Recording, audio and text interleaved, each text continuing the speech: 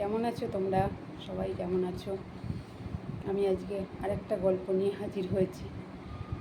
আমরা তো গ্রামের মেয়ে, ছোটোবেলা থেকে গ্রামেই বড় হয়েছি। এখন তো শহরে এসে পড়েছি, বাবা দিয়েছে, বিয়ে দিয়েছে শহরে এসে পড়েছি। তাই ছোটোবেলা থেকে গ্রামেই মানুষ হয়েছি। তাই গ্রামে বড় হলে যা হয়, নানা রকম খেলাধুলো। একবার আমি পাড়ার ছেলে মেয়ে সবাই ছিলাম, তো তাদের সঙ্গে গুলি খেলছিলাম, জোর বিজোর গুলি খেলছিলাম। খেলতে খেলতে আমার কাছে যে কটা গুলি ছিল সব কটাই হেরে গেছি খেলতে খেলতে। তো আমি কি করেছি, আরেকজনের কাছ থেকে ধার নিয়েছি যে আমাকে দু চারটে গুলি দে, তো খেলে জিতলে তোকে দিয়ে দেবো। এই করে করে অনেকবারই নিয়েছি। আর সেদিন কপালটা আমার এতই খারাপ ছিল, জিততে আর পারিনি, শুধু হেরেই যাচ্ছি। আমি বুঝি আমার কপালটা খুবই খারাপ, এখনও বুঝি। মাঝে মধ্যে কপাল খারাপ কেন ভাবি, যে কিছু না বলতেও অনেকে অনেক কিছু আমাকে বলে ফেলে। যাই হোক, সেটা নিয়ে বলবো না কিছু।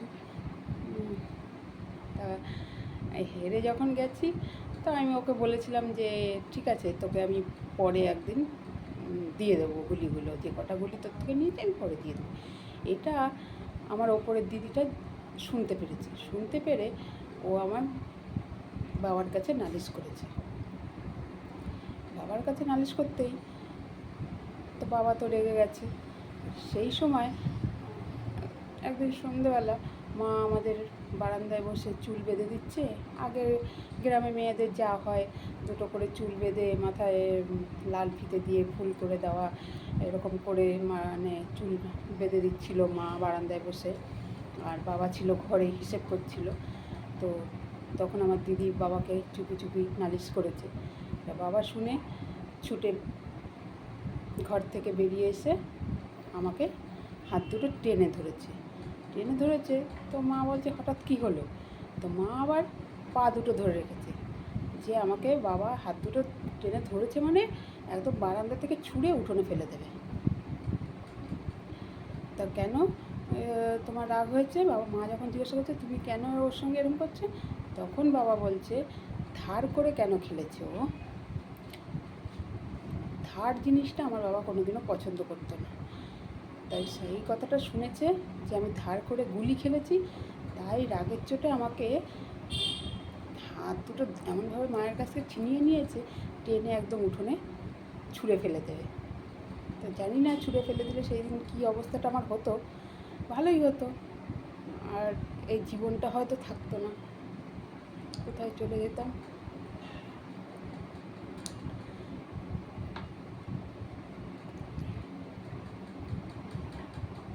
তো মা পা দুটো টেনে ধরাতে বাবা ছুঁড়ে ফেলেনি। তখন সেই দিন আমাকে শিক্ষা দিল, কখনো ধার করে কিছু করবি না। পয়সা থাকলেই জিনিস কিনবি, পয়সা না থাকলে কখনো কিচ্ছু করবি। সেই দিন থেকে আমি আজও পর্যন্ত কিছু কেনা খাওয়া কিছু যদি ইচ্ছে করে কোনোদিনও ধারে করি না। বাবার শিক্ষা এখনও মাঝে মাঝে মনে হয়।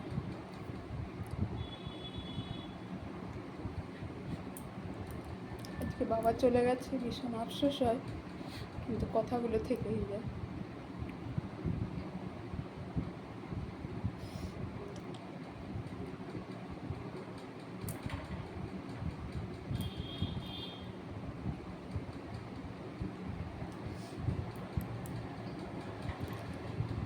এরকম জীবনে অনেক ঘটনা আছে আমার জীবনে।